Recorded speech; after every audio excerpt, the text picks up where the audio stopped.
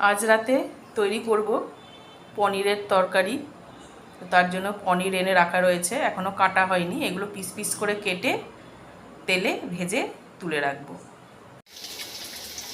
এই দিকে পনিরগুলো ভাজা বসিয়ে দিয়েছি।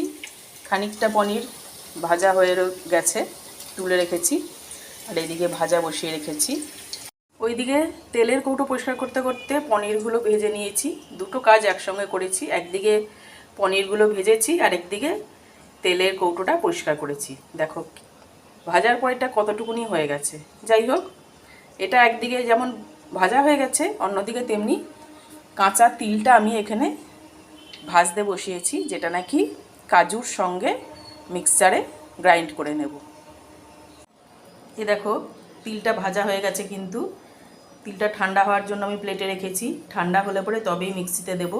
আর তার সঙ্গে কাজুটাও এই তিলের সঙ্গে একসঙ্গে গ্রাইন্ডারে গ্রাইন্ড করে নেব। আর আদা বাটা দেব। নিরামিষ পনির হবে আজকে একটা। যে থালাটার মধ্যে পনিরগুলো ভেজে রেখেছিলাম সেটা ধুয়ে এই জলটা আমি কড়াইয়ের মধ্যে দিয়ে দেব।